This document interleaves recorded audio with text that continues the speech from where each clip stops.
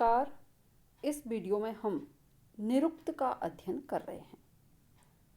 निरुक्त का एक प्रयोजन इसमें प्रस्तुत किया जा रहा है कि निरुक्त वेदार्थ के ज्ञान में सहायक है।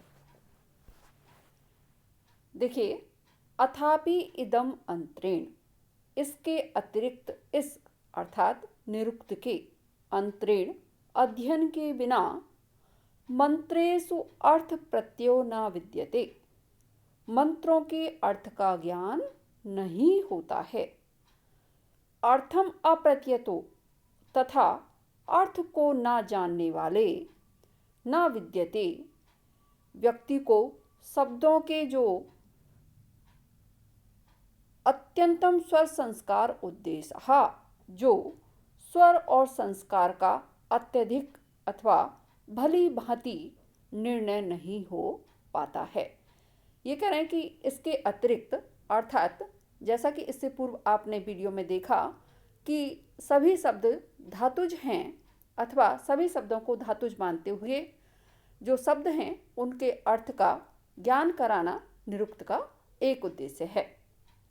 और अब आगे कह रहे हैं कि अथापि अर्थात एक और उद्देश्य है, वह क्या है कि इसके बिना जो मंत्र हैं उनके अर्थ का ज्ञान हम भली भांति नहीं प्राप्त कर सकते हैं, क्योंकि अर्थ को जाने बिना कोई भी व्यक्ति जो है भली भांति उस शब्द में कौन सा स्वर है, कौन सा प्रकृति प्रत्यय है, इसको भली भांति नहीं जान सकता अथवा इसका भली भांति निर्णय नहीं कर सकता है। तद इदम विद्या स्थानम, इस कारण से अथवा इस रूप में यह निरुक्त जो है क्या है, विद्या स्थानम, ज्ञान का स्रोत है। व्याकरणस्य कार्त्स्न्यम, और जो व्याकरण है उसकी कार्त्स्न्यम अर्थात पूर्णता है।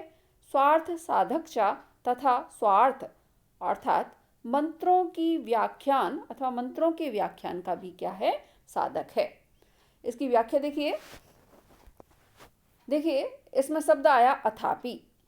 यहाँ अथापि शब्द से तात्पर्य है यह समुच्चय के अर्थ में प्रयुक्त हुआ है तथा यह सूचित कर रहा है कि यह निरुक्त का एक प्रयोजन प्रस्तुत किया जा रहा है।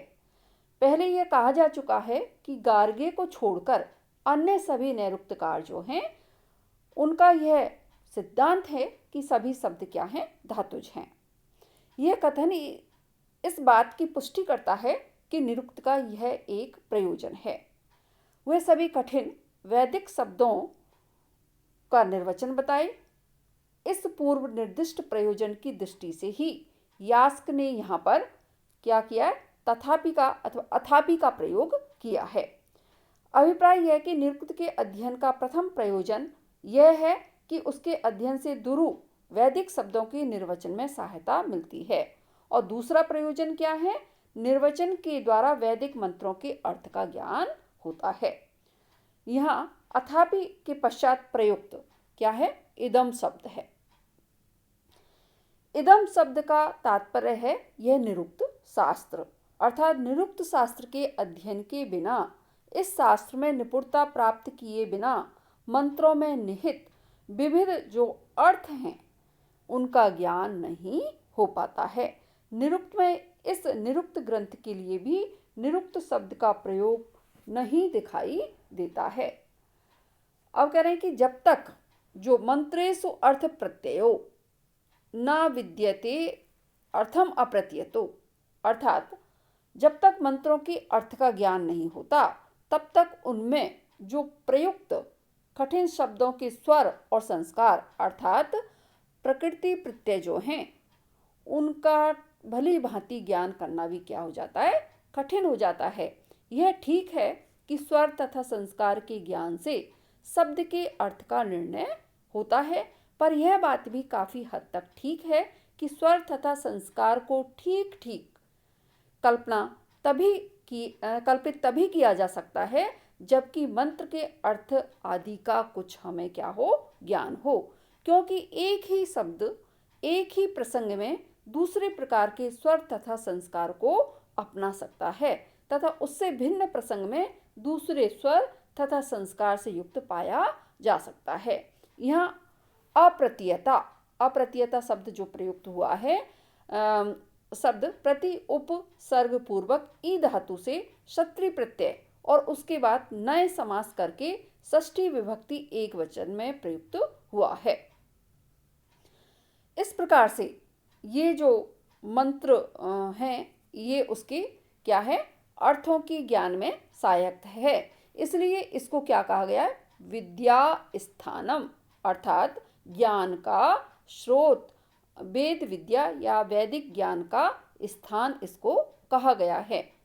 वेद के मंत्र ज्ञान के महान स्रोत हैं अथवा आगार हैं और मंत्रों के अर्थ ज्ञान में निरुक्त सहायक है, इसलिए इसको भी विद्या स्थान मानना चाहिए।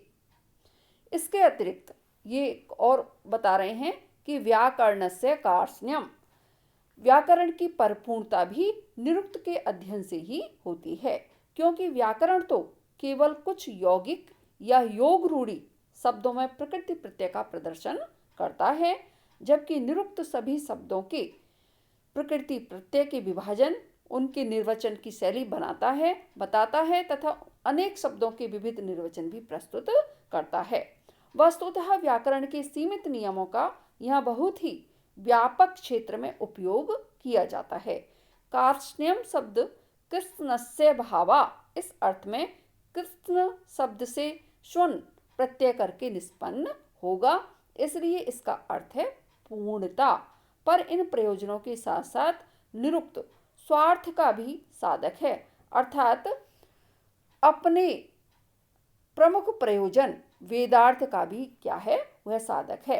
इस प्रकार निरुक्त सभी शब्दों के निर्वचन की उपाय बताकर व्याकरण को पूर्ण बनाता है तथा वेदार्थ में सहायक बनता है। इसीलिए निरुक्त वेदों का अंग अर्थात वेदार्थ तक पहुंचने का सोपान माना गया है। इससे स्पष्ट है कि जो यास्क हैं वो निरुक्त का एक प्रयोजन क्या बता रहे हैं कि वेद के जो अर्थ हैं या मंत्र हैं उनके अर्थ को जानने में यह हमारी क्या करता है, सहायता करता है। वेद के मंत्र के अर्थों को हम तब तक भली भांति नहीं जान सकते जब तक कि हम निरुक्त शास्त्र का अध्ययन नहीं करें, क्योंकि निरुक्त शास्त्र में वेद के जो कठिन शब्द हैं उनका निर्वचन हमें प्राप्त होता है, जिससे अर्थ ज्ञात करने में काफ़ी सहायता प्राप्त होती है। आगे कौत्स जो हैं उनका मत है कि यदि आप ये कह रहे हैं कि वेद जो हैं उनके अर्थ ज्ञान में निरुक्त सहायक है, तो यह आपका प्रयोजन गलत है या यह ठीक नहीं है, क्योंकि कौत्स जो हैं उनका कहना है कि वेद के मंत्र जो हैं वो कैसे हैं, निरर्थक हैं, अर्थात उनका कोई भी अर्थ नहीं है, जिसके लिए वो अनेकानेक तर्क वितर्क प्रस्तुत करते हैं, जिनका अध्ययन हम आगामी वीडियो में करेंगे। तब तक के लिए धन्यवाद।